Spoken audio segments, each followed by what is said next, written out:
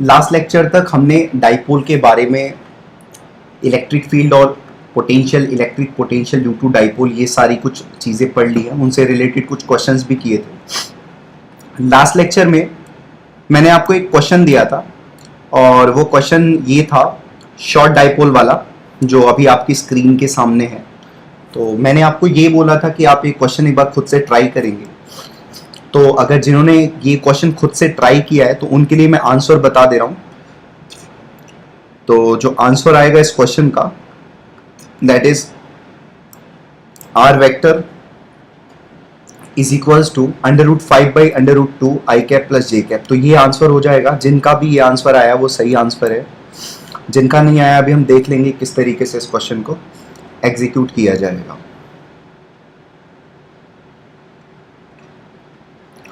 चलिए स्टार्ट करते हैं इस क्वेश्चन के साथ। हम देखिए क्वेश्चन में बोला है short dipole is situated at origin of coordinate axis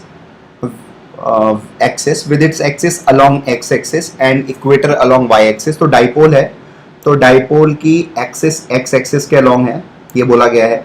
और जो इसका इक्वेटर है वो y एक्सिस के along है, मतलब परपेंडिकुलर बाइसेक्टर y एक्सिस के along है। तो डाइपोल कुछ इस तरीके से है। It is found that magnitude of electric field and electric potential due to dipole are equal at a point distant √5 metre. ये नहीं बताया गया है कि ये पॉइंट लाई कैसे कर रहा है, एक्सिस पर लाई कर रहा है कि इक्वेटोरियल पर लाई कर रहा है। तो ऐसे केस में हमें थीटा एंगल पर मान लेना होगा। मान लीजिए कि ये थीटा एंगल पर लाई कर रहा है कुछ इस तरीके से, जैसे आप यहाँ पर देख सकते हैं फिगर। मान लीजिए ये डाइपोल है इस तरीके से ये, तो ऐसे कुछ थीटा, ये तो 45 डिग्री निकाल दिया। निकालने से पहले की बात है, मान लो ये कुछ एंगल थीटा था, ये वाला एंगल थीटा, ठीक है। तो थीटा एंगल पर √5 मीटर आगे लाई कर रहा है, ऐसा बोला गया है, एक पॉइंट है। तो इस पॉइंट पर इलेक्ट्रिक फील्ड और इलेक्ट्रिक पोटेंशियल इस डाइपोल की वजह से बराबर है। तो r, थीटा वाला केस है। तो इलेक्ट्रिक फील्ड का जो मैग्नीट्यूड होता है r, थीटा वाले केस में, that is kp/r³ √1 + 3 cos² theta, है ना, ये होता है। और इलेक्ट्रिक पोटेंशियल होता है kp/r² × cos थीटा। तो इन दोनों को हमने बराबर कर दिया। यहाँ से बराबर करके जो इक्वेशन बनी, वहाँ से cos थीटा की वैल्यू आप निकाल लोगे। cos² theta is equals to 1/2 आ जाएगा, और cos थीटा की वैल्यू आप लिख देना ±1/√2 हो जाएगा, ठीक है। अब यहाँ से cos थीटा की दो वैल्यूज आनी चाहिए थी, 45 डिग्री आनी चाहिए थी एक तो, और एक 135 डिग्री आनी चाहिए थी। शायद आज इंटरनेट कनेक्शन थोड़ा सा स्लो है, जो मुझे स्टार्टिंग में वार्निंग मिल गई थी। तो अगर थोड़ी बहुत प्रॉब्लम रहती है तो देख लेना, बाकी अगर सही चलता है तो अच्छी बात है। तो यहाँ से दो वैल्यू आनी चाहिए, one is 45 degree, other is 135 degree. लेकिन एक वैल्यू हम डिस्कार्ड कर देंगे। डिस्कार्ड इसलिए कर देंगे, ध्यान से मेरी बात सुनना, cos थीटा बराबर पॉजिटिव वाला वैल्यू ले लिया, क्योंकि पोटेंशियल तो पॉजिटिव है ना। इन्होंने देखो क्वेश्चन में ये बोला है कि इलेक्ट्रिक फील्ड का मैग्नीट्यूड जो है वो इलेक्ट्रिक पोटेंशियल के बराबर है। तो इलेक्ट्रिक फील्ड का तो मैग्नीट्यूड हमेशा ही क्या होगा, पॉजिटिव होगा। तो पॉजिटिव के बराबर कौन है, इलेक्ट्रिक पोटेंशियल है, तो इलेक्ट्रिक पोटेंशियल भी पॉजिटिव होगा। तो यहाँ पर हम पॉजिटिव वाला केस ही एज्यूम करके चलेंगे, नेगेटिव वाला केस डिस्कार्ड कर देंगे, ठीक है। बात समझिए, cos थीटा जब पॉजिटिव हो तो पोटेंशियल भी पॉजिटिव हो जाएगा। ये रहा पोटेंशियल। तो cos थीटा बराबर +1/√2 वाला वैल्यू ले लिया हमने। तो यहाँ से अपने को पता चल गया, अगर cos थीटा 1/√2 है तो थीटा कितना होगा, 45 डिग्री। तो यहाँ से अपने को मिल गया theta is equals to 45 degree. तो अभी तक हमें क्या पता था कि जो पॉइंट है वो r, थीटा पर लाई कर रहा है। r वहाँ पर √5 ऑलरेडी दिया हुआ था क्वेश्चन में, थीटा हमने फाइंड आउट कर लिया 45 डिग्री। तो कुछ इस तरीके से अब सिचुएशन बन चुकी है कि डाइपोल ये रहा, और यहाँ पर एक पॉइंट है जो कि 45 डिग्री पर लाई कर रहा है, और डिस्टेंस है √5 मीटर, इस तरीके से, ठीक है। अब देखिए ये वेक्टर है, वेक्टर √5 मीटर, और ये वाली एक्सिस x एक्सिस है ना, क्योंकि डाइपोल की एक्सिस तो x एक्सिस है। तो ये x एक्सिस है और ये वाली एक्सिस y एक्सिस है। थोड़ा टेढ़ा मेढ़ा बन जा रहा है, ध्यान देना, ये y एक्सिस है। अब यहाँ पर इस √5 मीटर के दो कंपोनेंट कर लोगे, एक x एक्सिस के अलोंग कर लो तो √5/√2 आ जाएगा, और एक y एक्सिस के अलोंग कर लो, √5/√2 वापस से आ जाएगा। तो यहाँ से जब तुमने इसको दो भागों में तोड़ दिया तो ऑब्वियसली यहाँ पर r वेक्टर की वैल्यू लिख दोगे, that is √5/√2 i cap plus j cap. ये कुछ आंसर आ गया। तो जिनको कॉपी करना है इसका सोल्यूशन वो यहाँ से कॉपी कर सकते हैं, थोड़ा जल्दी कॉपी करेंगे।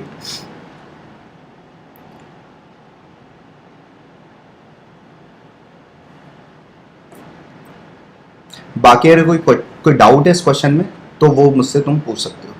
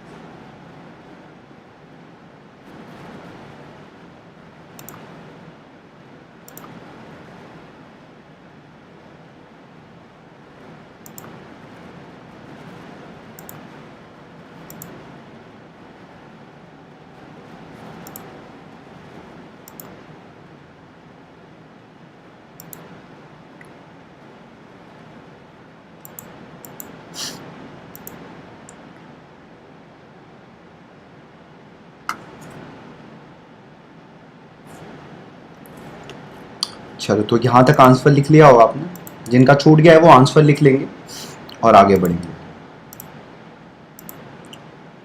So now let's proceed further with the first heading of today, that is interaction energy of dipole in external electric field। देखो टॉपिक क्या है, कोई डाइपोल है, तो डाइपोल है तो बेसिकली वहां पर चार्ज होंगे, माइनस क्यू और प्लस क्यू चार्ज है। वो अगर एक एक्सटर्नल इलेक्ट्रिक फील्ड में रख दिया गया है तो वहां पर माइनस क्यू वाला चार्ज कुछ ना कुछ इलेक्ट्रिक फील्ड की वजह से डिस्टर्ब होगा, प्लस क्यू वाला चार्ज भी इलेक्ट्रिक फील्ड की वजह से डिस्टर्ब होगा। There must be some interaction, कुछ ना कुछ इंटरेक्शन होगा उस इलेक्ट्रिक फील्ड का प्लस क्यू और माइनस क्यू के साथ। तो मैं ये बोल सकता हूँ ओवरऑल डाइपोल के साथ कुछ ना कुछ इंटरेक्शन होगा इलेक्ट्रिक फील्ड का। तो वही हम बात करने वाले हैं कि इंटरेक्शन जो होगा उससे रिलेटेड एनर्जी क्या होगी डाइपोल की एक्सटर्नल इलेक्ट्रिक फील्ड में। ठीक है,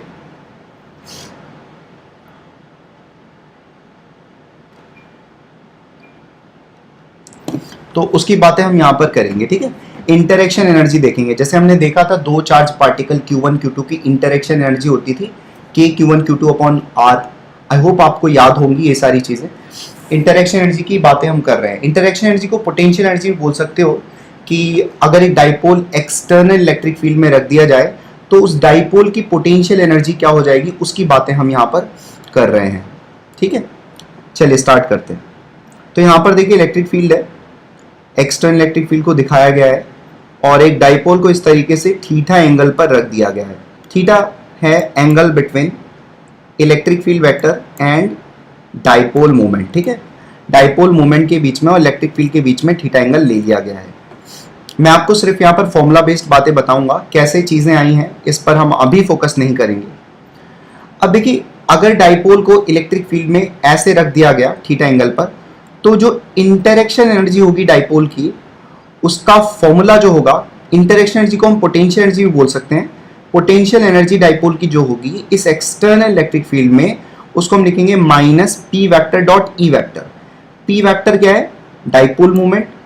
ठीक है, ई वैक्टर क्या है, इलेक्ट्रिक फील्ड। इसको मैं फर्दर क्या लिख सकता हूं, माइनस पी डॉट ई को माइनस पी कॉस थीटा। तो यहां से मेरे पास एक फॉर्मूला आ गया कि अगर एक डाइपोल इलेक्ट्रिक फील्ड में रख दिया गया है तो उसकी पोटेंशियल एनर्जी होगी minus PE cos theta, whereas theta is the angle between dipole movement and electric field vector. तो ये फर्स्ट पॉइंट आ गया इंटरेक्शन एनर्जी से रिलेटेड। तो यहां पे हेडिंग लिख लो और उसके बाद कॉपी करो उसे।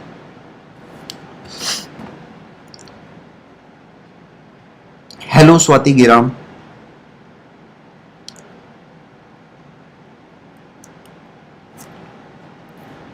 इस चीज को कॉपी करो जल्दी से। और फर्स्ट फॉर्मूला आज का आ गया है, that is minus PE cos theta. आपने देखा होगा बहुत सारे फॉर्मूले, जब से ये चैप्टर चल रहा है तब से बहुत सारे फॉर्मूले बन गए होंगे। तो अब ये बारी आ गई आपकी कि एक एक करके इन फॉर्मूलों को रोज रोज रिवाइज करो, नहीं तो ये फिर साफ हो जाएंगे, आपके मेमोरी में रहेंगे नहीं। तो रिवाइज करते रहो फॉर्मूलों को। आप तब तक लिखो, मैं तब तक रिपीट करता रह रहा हूं, जो कि आपके दिमाग में ये सारी बातें जाती रहेंगी वापस से। डाइपोल इलेक्ट्रिक फील्ड में रख दिया गया तो उसकी पोटेंशियल एनर्जी कितनी हो जाएगी, माइनस पीई कॉस थीटा। इतना सिंपल है ये, बहुत कॉम्प्लिकेट नहीं करना है इसको। कोई डाइपोल एक्सटर्नल इलेक्ट्रिक फील्ड में रख दिया गया है तो उस डाइपोल की इंटरेक्शन एनर्जी या पोटेंशियल एनर्जी हो जाएगी माइनस पीई कॉस थीटा। ये याद रखना है। थीटा क्या है, डाइपोल मोमेंट और इलेक्ट्रिक फील्ड के बीच का एंगल है, ठीक है।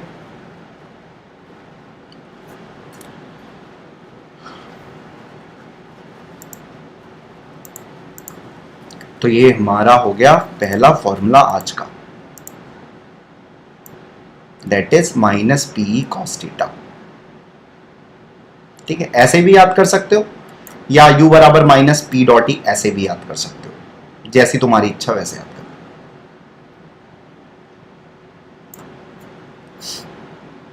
ठीक है। चलो अब कुछ बातें यहां से डिड्यूस कर लेते हैं। ये फॉर्मूला हमने बना लिया। अब देखो पहला पॉइंट तो ये, अगर मान लो cos थीटा का वैल्यू 1 हो जाए, मतलब थीटा का वैल्यू 0 डिग्री हो जाए। थीटा का वैल्यू 0 डिग्री कब होगा, जब डाइपोल पी ऐसे है, ठीक है, और इलेक्ट्रिक फील्ड लाइंस भी पैरेलल ही हैं, इलेक्ट्रिक फील्ड लाइंस भी ऐसे ही हैं, ठीक है। बात समझ रहे हो, थोड़ा सा टेढ़ा मेढ़ा बन रहा है due to slow internet connection, थोड़ा सा चीज फ्रीज कर जा रहा है। रुको मैं सही से बना दे रहा हूं।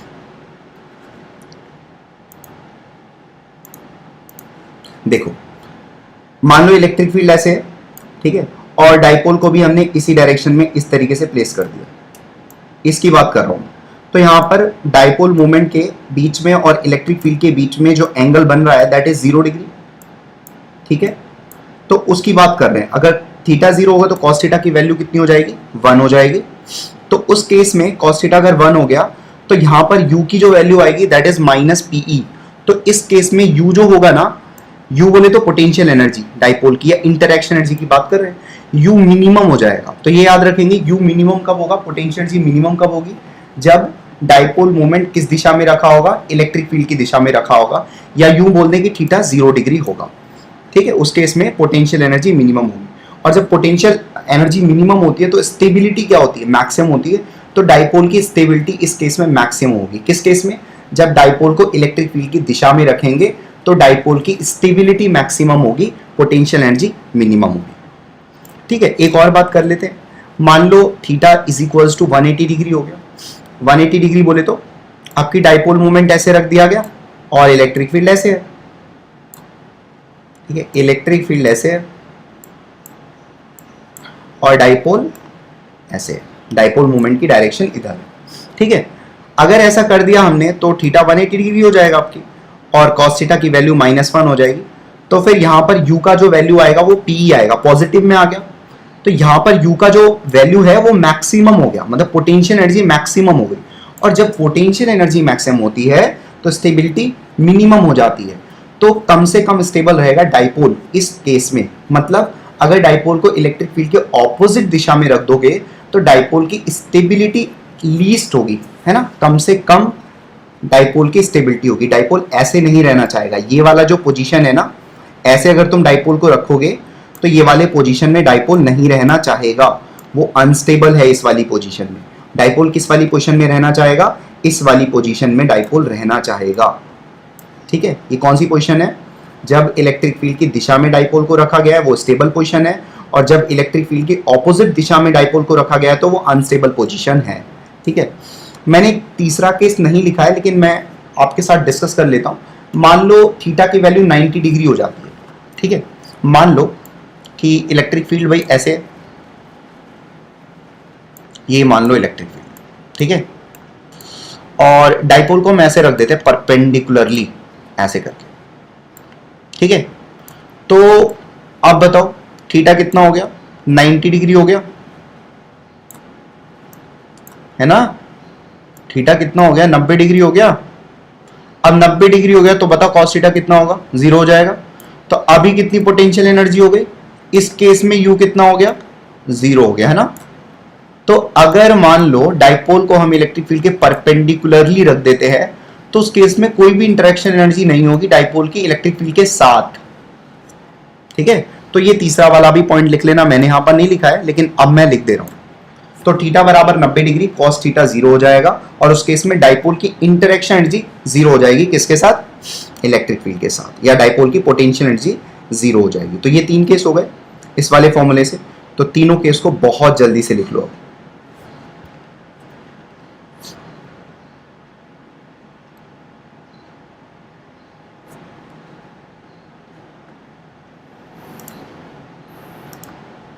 तुम लिखो, मैं यहां से फालतू चीजों को हटा देता हूं तब तक।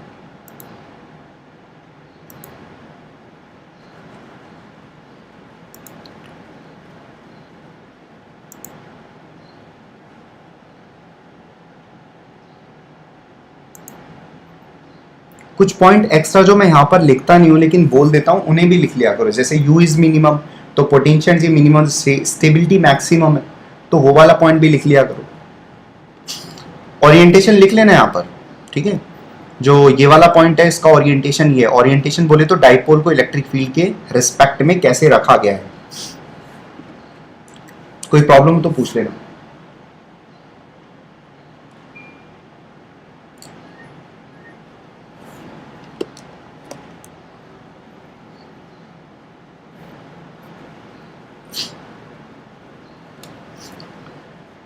पूरे चैप्टर का एक फॉर्मूला चार्ट बना लो जिस पर शुरू से लेके अभी तक के जितने भी फॉर्मूले हैं उन फॉर्मूलों को लिख लो और रोज रोज रिवाइज करो, ठीक है। वो तो एक तरीका हो गया फॉर्मूला रिवाइज करने का, बाकी नोट्स तो तुम्हें एज यूजुअल रिवाइज ही करते रहना। नोट्स एज यूजुअल रिवाइज करो, बाकी फॉर्मूला रोज रोज एक बार देख लिया करो क्योंकि फॉर्मूला बहुत जल्दी भूल जाएगा। इस चैप्टर में फॉर्मूला बहुत इंपॉर्टेंट है, फॉर्मूला बेस्ड चैप्टर ही है।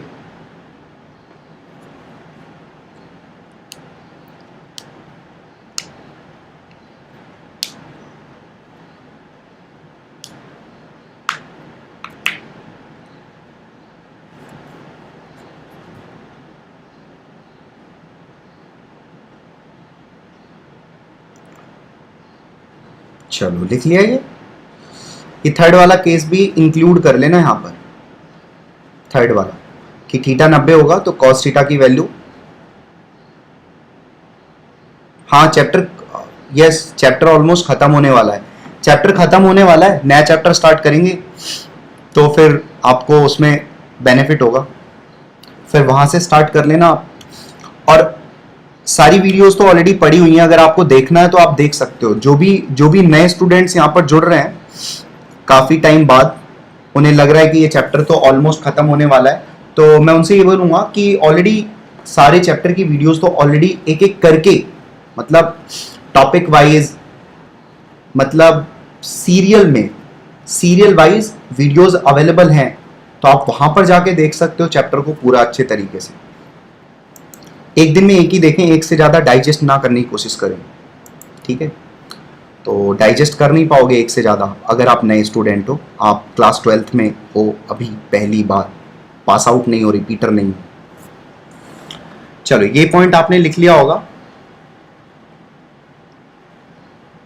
ये सब चीज़ मैं हटा दे रहा हूँ अब यहाँ पर। चलो तो अब हमारा है next heading, that is force on dipole in uniform external field. चलो देखो नेक्स्ट हेडिंग की बारे में बात करते हैं, force on dipole in uniform external electric field. अब यहाँ पर एक यूनिफॉर्म एक्सटर्नल इलेक्ट्रिक फील्ड है और एक डाइपोल को प्लेस कर दिया गया है, ठीक है। एक डाइपोल को रख दिया गया है।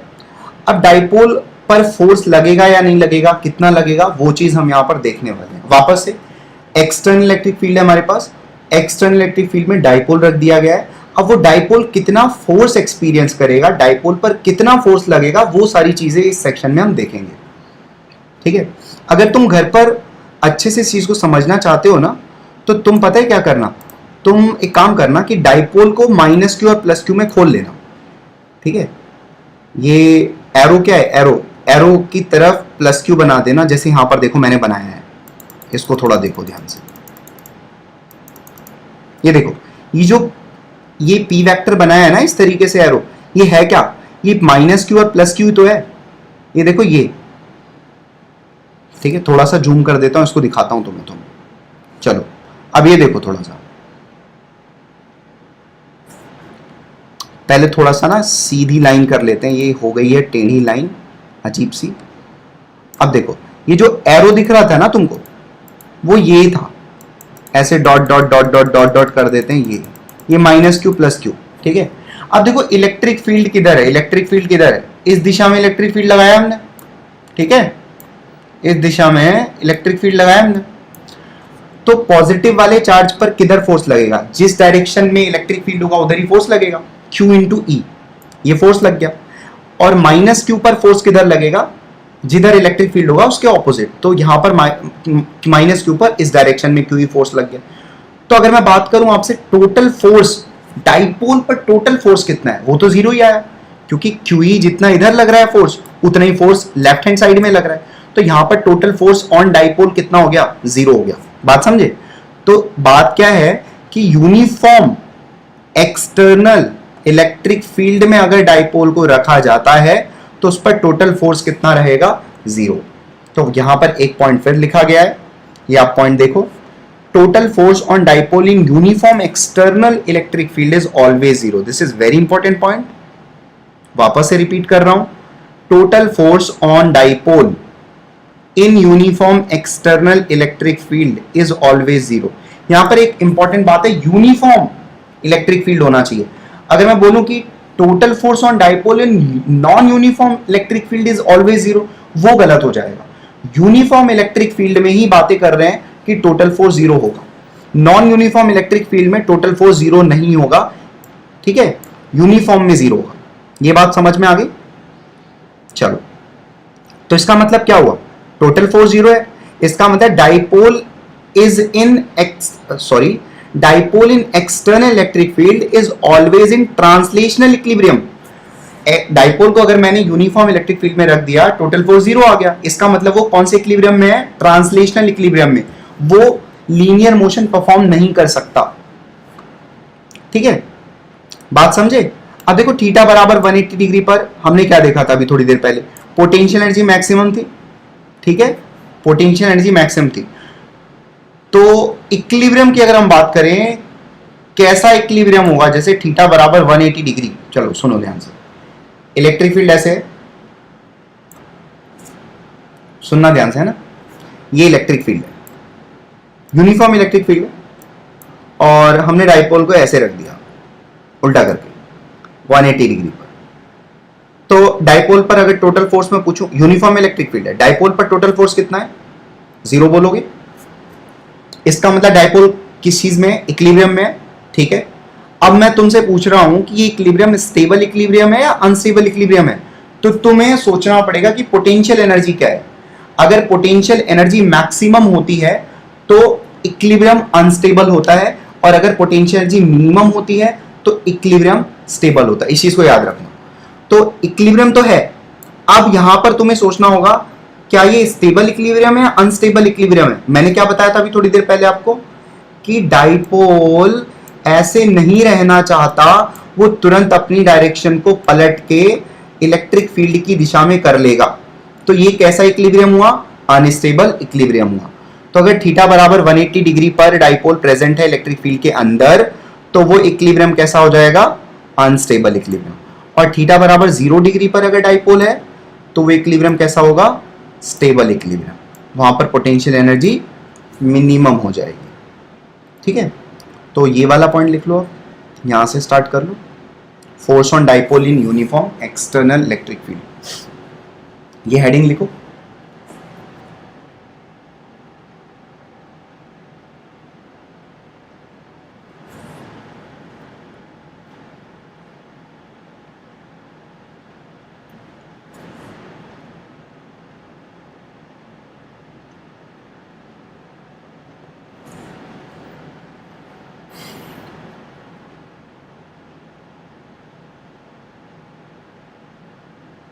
कोई चीज नहीं समझ में आई हो पूछ लेना मेरे से, ठीक है, विदाउट एनी हेजिटेशन। तुम्हें कोई चीज रिपीट करवानी होगी तो वो भी करा लेना, लेकिन अपने आप से भी एक प्रॉमिस करो कि मैं कॉन्सेंट्रेटेड वे में रह के पढ़ाई करूंगा। ऐसे नहीं कि बैठे आप यहां पर और दिमाग कहीं और पे है, तो फिर जाहिर सी बात है एक बात मैं बोलूंगा दूसरी बात आपको नहीं समझ में आएगी। तो पहला पॉइंट ये है, मैं रिपीट करता चल रहा हूं, आप लिखते चलो, मैं रिपीट करता चल रहा हूं एक बार और, कि डाइपोल को यूनिफॉर्म इलेक्ट्रिक फील्ड में रखोगे तो टोटल फोर्स, आप लिखते चलो और सुनते चलो, डाइपोल को यूनिफॉर्म इलेक्ट्रिक फील्ड में रखोगे तो उस पर टोटल फोर्स कितना होगा? 0। टोटल फोर्स 0 हो जाएगा, ये एक पॉइंट हो गया। लेकिन ये यूनिफॉर्म इलेक्ट्रिक फील्ड के लिए ही वैलिड है, नॉन यूनिफॉर्म इलेक्ट्रिक फील्ड में ऐसा नहीं बोल पाओगे, ठीक है। ये तो हो गया एक पॉइंट। कैसे 0 आया वो यहां पर दिखाया गया है, इस डाइपोल का फ्री बॉडी डायग्राम बनाया गया और जितना लेफ्ट हैंड साइड में फोर्स है उतना ही राइट हैंड साइड में भी फोर्स है, इस वजह से ऐसा हो गया। ये वाला पॉइंट क्लियर है? चलो अब देखो आगे, इतना लिख लिया है ना तुमने, चलो तो नेक्स्ट पॉइंट पर अब ये बोल रहा हूं कि अगर टोटल फोर्स 0 है तो डाइपोल ट्रांसलेशनल इक्विलिब्रियम में होगा। तो यहां पर मैंने बोल दिया डाइपोल इन एक्सटर्नल, यूनिफॉर्म इलेक्ट्रिक फील्ड की बातें हो रही है ना, uniform external electric field is always in translational equilibrium, वो हमेशा ट्रांसलेशनल इक्विलिब्रियम में होगा। ये वाला भी पॉइंट लिख लेना। अब इक्विलिब्रियम में तो है,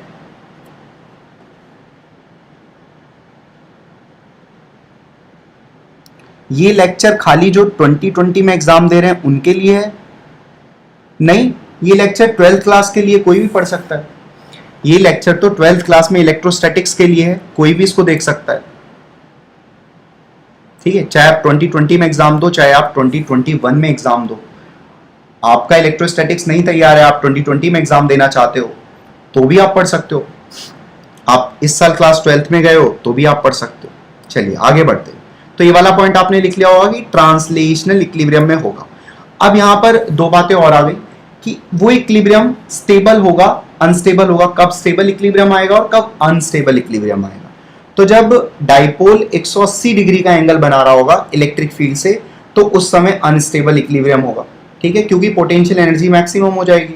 डाइपोल रहना नहीं चाहता ना 180 डिग्री पर, मेरी बात सुनो, रहना कहां चाहता है? वो स्टेबल इक्विलिब्रियम है। जहां रहना नहीं चाहता वो अनस्टेबल इक्विलिब्रियम है। अब ये वाली पोजीशन में डाइपोल नहीं रहना चाहता ना, डाइपोल तो मना कर रहा है, कह रहा मुझे इस पोजीशन में रहना ही नहीं है, वो तो तुरंत मुड़ जाएगा। बात समझे? स्ट्रेस्ड है डाइपोल इस पोजीशन में, ठीक है। चलो थीटा बराबर 0 डिग्री पर रहना चाह रहा है, वहां पर मिनिमम पोटेंशियल एनर्जी है, तो वहां पर इक्विलिब्रियम स्टेबल हो जाएगा। चलो ये सारी चीजें आपको समझ में आ गई होंगी और जल्दी से लिख लो।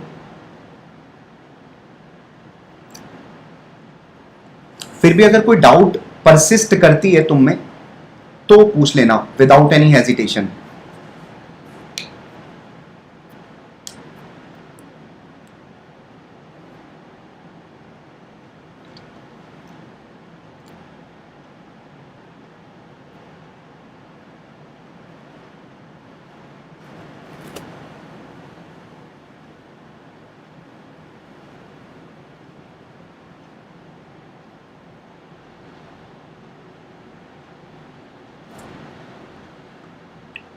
ये पॉइंट याद रखना, डायरेक्टली एग्जाम में पूछा जाता है कि इक्विलिब्रियम कब स्टेबल होगा कब अनस्टेबल होगा, डायरेक्टली क्वेश्चन आता है, बहुत आसान सा क्वेश्चन।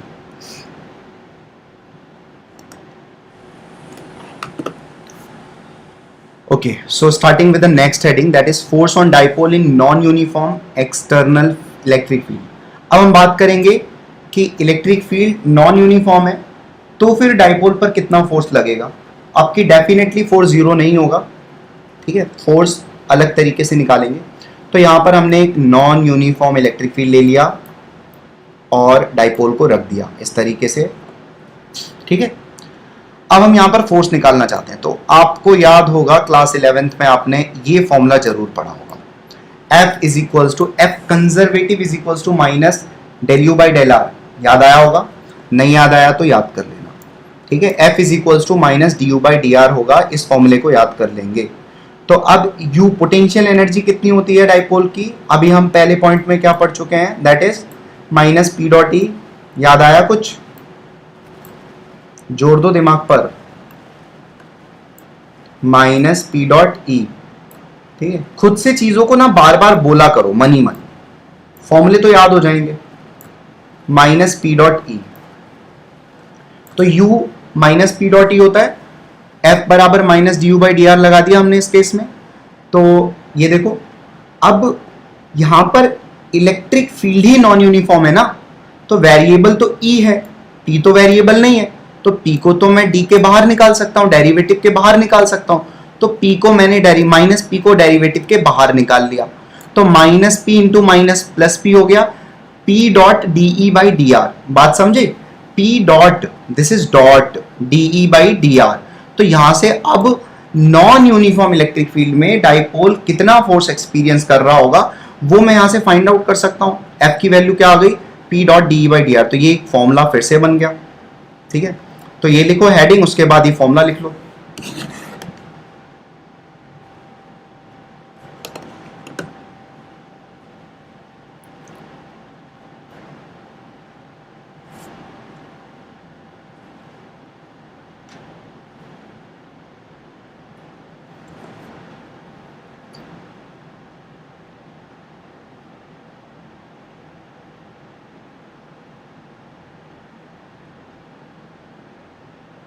अब इस फॉर्मूले को यूज करना सीख लेंगे, क्वेश्चन किस तरीके से आएगा तो हम कैसे यूज करेंगे फॉर्मूला वो देख लेंगे।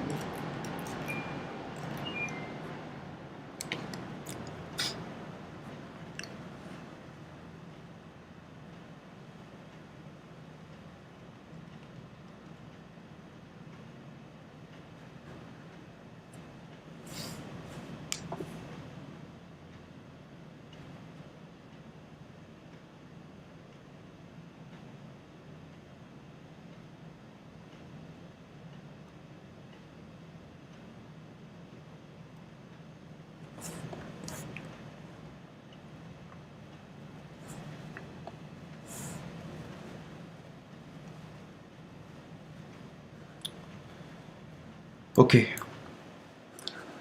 so starting with next topic, that is torque on dipole in external electric field। तो अभी तक हम फोर्स देख चुके हैं कि एक्सटर्नल इलेक्ट्रिक फील्ड में डाइपोल क्या फोर्स एक्सपीरियंस करता है। अब हम देखेंगे कि कितना टॉर्क लगता है डाइपोल के ऊपर एक्सटर्नल इलेक्ट्रिक फील्ड में। तो सबसे पहले हम ले लेते हैं यूनिफॉर्म इलेक्ट्रिक फील्ड। तो यहां पर इलेक्ट्रिक फील्ड ले लिया भाई हमने यूनिफॉर्म।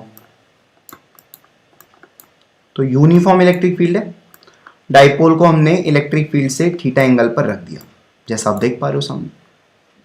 ठीक है, अब थोड़ा डाइपोल को यहां पर देखो इस तरीके से निकाल दिया। ठीक है, याद है तुमको कि एक क्यू चार्ज था वहां पर जब हम फोर्स देख रहे थे, और एक माइनस क्यू चार्ज था, ये रहा माइनस क्यू चार्ज। ठीक है, क्यू चार्ज पर फोर्स क्यू ई इधर लगेगा, और माइनस क्यू पर फोर्स माइनस क्यू पर फोर्स क्यू ई इधर लगेगा। दोनों के बीच में डी डिस्टेंस है। ठीक है, अब थोड़ा सा और इसको और आगे ले गए और हमने इस QE के कंपोनेंट कर लिए। ठीक है, इस QE के कंपोनेंट कर लिए, तो एक कंपोनेंट तो QE साइन थीटा इधर आ गया, और एक कंपोनेंट QE कॉस थीटा इधर आ गया। ये तुम्हें समझ में आ गया होगा। इसी तरीके से इस वाले QE के भी कंपोनेंट कर लिए। वेट करो, तो मैं तो ऐसे कर देखो, ये वाला जो QE है इसका भी दो कंपोनेंट हो गया, QE साइन थीटा इधर, QE कॉस थीटा इधर। ठीक है, तो इस तरीके से कंपोनेंट हो गए। अब तुम्हें कुछ चीजें याद आ रही होंगी टॉर्क की, अगर तो मैं एक चीज बताऊं, अगर फोर्स एक्सिस के अलोंग पास होता है, फोर्स एक्सिस के अलोंग रहता है, तो वो फोर्स कोई टॉर्क नहीं क्रिएट करता। तो यहां पर QE cos थीटा, ये वाला QE cos थीटा और ये वाला QE cos थीटा, ये along the axis of dipole है, तो ये कोई टॉर्क नहीं क्रिएट करेगा। ये क्लास 11 की चीज है, ये कोई टॉर्क नहीं क्रिएट करेगा, ये घुमा नहीं पाएगा। तो ये QE cos थीटा, ये QE cos थीटा कोई टॉर्क नहीं क्रिएट करेगा। टॉर्क कौन क्रिएट करेगा? ये QE sin थीटा, ये वाला और ये वाला QE sin theta torque create करेगा।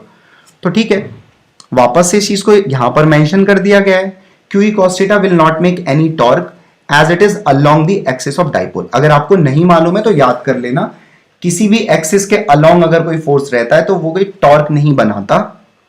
तो यहां पर कौन टॉर्क बनाएगा? QE sin theta is making couple, वो कपल बना रहा है, याद आया आपको कपल, टू इक्वल फोर्स लग रहे हैं ऑपोजिट डायरेक्शन में। तो यहां पर QE sin थीटा इधर लग रहा है, ये जो मुड़ा हुआ है ना इसको थोड़ा सीधा कर लिया हमने। ये जो डाइपोल की एक्सिस है थोड़ी टिल्टेड है ना यहां पर, इसको थोड़ा स्ट्रेट करके यहां पर देख रहे हैं इस तरीके से। तो इधर तो QE sin थीटा लग रहा है, इधर भी QE sin थीटा लग रहा है, d डिस्टेंस है। तो टॉर्क कितना लगता है कपल का? कितना कितना टॉर्क बनता था? Force into distance between the force arm बोलते थे वहां पर हम उसको। तो इन QE sin थीटा और QE sin थीटा के बीच की डिस्टेंस d है, तो टॉर्क कितना आ जाएगा? ये वाला force which is QE sin theta को d से मल्टीप्लाई कर देंगे तो QE sin theta into d हो जाएगा। बात समझे? अब देखो Q इंटू डी क्या है, याद करो Q इंटू डी क्या है? डाइपोल मूवमेंट है, तो Q इंटू डी को P लिख दो, बाकी E sin थीटा बचा।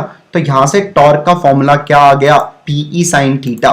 ठीक है, ये एक फॉर्मूला आ गया, फिर से एक फॉर्मूला आ गया कि टॉर्क कितना होगा अगर यूनिफॉर्म इलेक्ट्रिक फील्ड में डाइपोल को प्लेस कर देते हैं तो वो कितना टॉर्क एक्सपीरियंस करेगा? PE sin theta.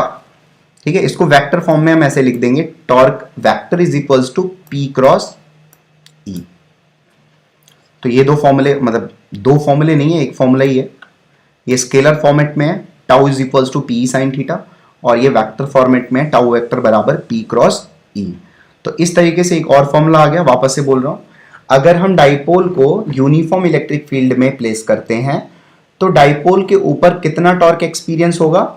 That is PE sin theta या P क्रॉस E वेक्टर। ठीक है, अगर हम डाइपोल को यूनिफॉर्म इलेक्ट्रिक फील्ड में रख रहे थे तो फोर्स कितना था? 0। ठीक है, इस चीज को लिख लेना। अच्छा, इस चीज को लिखने से पहले मुझे एक चीज याद आ गई लास्ट लेक्चर की, पहले मैं वो बता दूं, ये आराम से लिख लेना। रुको, मुझे एक चीज पहले क्लियर कर लेने दो, वहां पर एक डायरेक्शन थोड़ा सा इधर विधर हो गया था, लास्ट लेक्चर की चीज है, मैं थोड़ा सा दिखा दे रहा हूं, फिर आप अपनी कॉपी में देख के उसको सही कर लेना। मैंने सही कर दिया था इसमें, ये वाला पॉइंट निकालो। तो अपने नोट्स में ये वाला पॉइंट निकालो सबसे पहले। ये जो लिखे थे ना तुम, एट एनी जनरल पॉइंट, ये at any general point electric field निकाल रहे थे r, थीटा पर। एक बार ये वाला पॉइंट निकालो कॉपी में। तो वहां पर तुमने देखो E परपेंडिकुलर वाली डायरेक्शन मैंने कैसे बना दी थी? ऐसे बना दी थी, ऐसे करके इस साइड, ये E परपेंडिकुलर होगा, तुमने भी ऐसे ही बनाई होगी। ठीक है, और E पैरेलल तो ऐसे ही बना है, तो फिर EP ऐसे बना होगा, ये तुम्हारे नोट्स में बना होगा, देखो एक बार।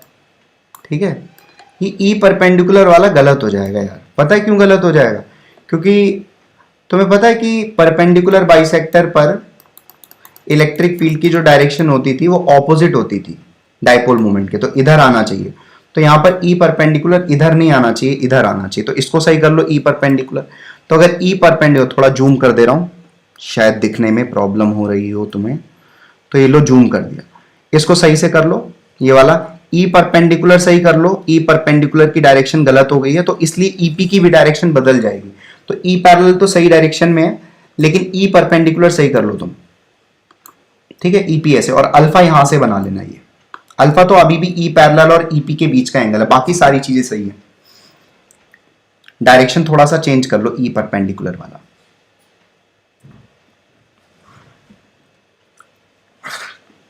ठीक है, वो इधर नहीं होगा, इधर होगा, क्योंकि गलत आएगा ऐसा करने से।